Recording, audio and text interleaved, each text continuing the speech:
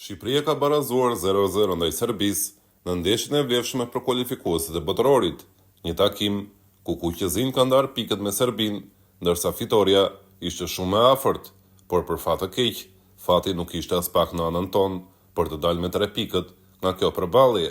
Më poshtë, do të gjeni vlerësimet e bëra nga koha shtesë rreth notave sa i përket lojtarëve të kombëtares.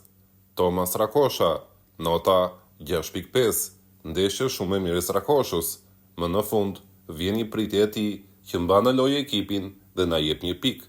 Në momentin kur të gjithë prisin golin e Shqipërisë, Mitrovic gjendet para tij dhe Rakosha bën një pritje spektakolare, duke evituar golin e sigurt me instinkt. Ndeshja e mirë ofroi siguri. Hysaj, nota 7.5. Më pare kemi kritikuar me të drejtë, por kundër Serbisë, Hysaj nxori ndeshjen e jetës. Ndeshje spektakolare nga ana e Hysajt, nuk la thuajse asnjë krosim nga krahu i tij, fitoi shumë duele vendimtare dhe fitoi penalltin që mana e humbi aq lehtë. Shkodrani nxori ndeshjen më të mirë në kombëtare të këtyre viteve të fundit, por një moment në pjesën e parë tregon gjithë karrierën e Hysajt te Shqipëria. Fitoi duel vendimtar në zonën tonë, duke hequr topin, dhe më pas, duke u menduar gjatë për të dhuruar pak spektakël, gaboi në pasim dhe hapjen e topit. Hysaj është shumë i bukur kur luan thjesht, duhet të kuptoj gjithmonë limitet e tij. Berat Gjimshiti, nota 6.5. Diçka nuk po shkonte fort mirë për kapitenin ton dje kundër Serbisë.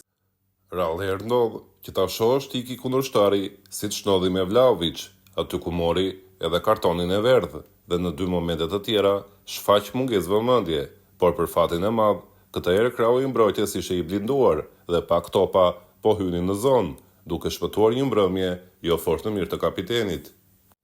Arlinda Ajeti, nota 6.5. Ndeshje e mirë për Ajetin, që tani ka marrë vendin e Ismailit. Në disa momente, topi i shkonte huq dhe nuk po i dinin parashikimet sipas idesë së tij.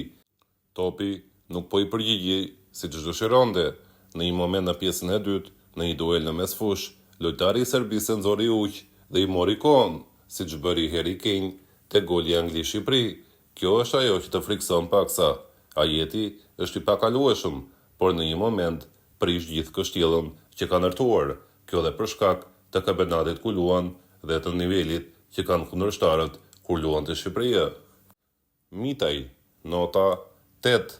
Nëse Shqipëria do të ishte ekip në një kampionat dhe jo kombëtare, Mitaj do t'i thonim: vlla, shiko për më larg, je për më shumë se sa kaq.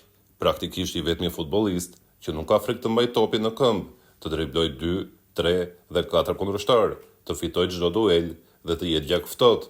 Në momentet që të gjithëve nisej tu dridhej këmba, është kaq shumë i ri, por kaq shumë i talentuar. Dhe fatkeqësisht është vetëm një. Ua kishim thënë që në fillim që kjo ndeshje do të ishte ndeshja e Mario Mitajt. Qazim Laçi, nota 6.5.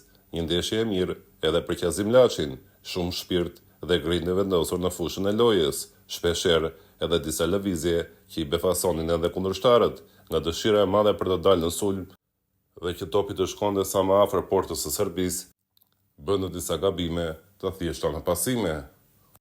Kristian Aslani, nota 7.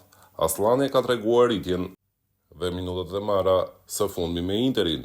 Në fillim nuk po hyne dot në lojë ashtu siç dëshironte, vetëm pak u desh dhe menjëherë filluan topat që mund të mbërrin vetëm nga këmbët e Aslanit. Lëvizjet me trup, pa e prekur fare topin, janë një tjetër klasë më vete që e zotëron vetëm Aslani. Ndeshje shumë e mirë nga ana e tij. Julian Sheu, nota 7.5. Fenomenal. Nëse shikon karrierën dhe mënyrën se si është rritur, të lë pa fjalë. Nëse dikush kishte dyshime se lavdërohen më kot më parë, pasi po luanim vetëm kundër Andorës, në ndeshjen e tij debutuese, Julian Sheu e tregoi veten edhe ndaj Serbisë, ndaj lojtarëve të kampionateve më të forta në Europë, e tregoi se sa vlen. Thyrje reaksionesh, guxim, marrje topi, hapje topi, ishte fantastik në çdo veprim. Tani mund të themi pa frikë se kemi gjetur gjasolën e ri. Armando Broja, nota 7. Ka të gjitha cilësitë dhe potencialin për të bërë diferencën. Pavlovic nuk e përmban dot, mbrojtësi Milanit ndëshkohet me karton të verdh nga dueli me shqiptarin. Një tjetër sprint i fuqishëm në pjesën e dytë, por nuk ishte askush në qendër për të shtyr topin drejt rrjetës. E tha edhe vetë pas ndeshjes, duhet të marrë minutat në klub për të shënuar më pas në kombëtare. Kështu mund të jap vetëm disa shpërthime, por ende pa shpërbyer deri në fund ngritjet në këmbë të tifozëve shqiptar sa herë që thirret emri i tij. Arber Hoxha, nota 6. Ndeshje jo e mirë për Arber Hoxhën, e kishte punën e vështirë dhe me dëshirës së madhe për të lënë mbrapa kundërshtarët në driblim, merrte disa vendime të gabuara, nuk kishte mbrëmje e tij, pavarësisht se ishin të gjitha shpresat te ai në krahun e majt. Rej Manaj, nota 4.5. Ishte i vetëm që duhet të luftonte mes 2-3 mbrojtësave të Serbisë, pasi Broja dhe Hoxha ishin më të hapur në krah.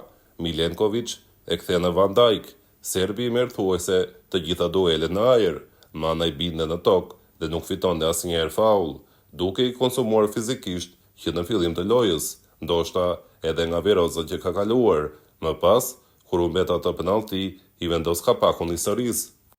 Gjithashtu, edhe në atë sprint të fuqishëm të Brojës, që nxori një top përpara portës kundërshtare me një portë të zbrazur, Manaj nuk e nuati dhe nuk vrapoi që në fillim për të shtyr atë top drejt rrjetës, ishte më mbrapa se topi. Kështu u sfumuan 2 raste të pastra nga ana e Manajt. Penalltit mund t'i humbasin të gjithë lojtarët në përbot.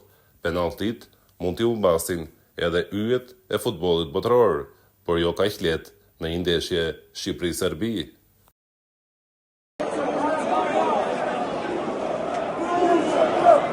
Yeah.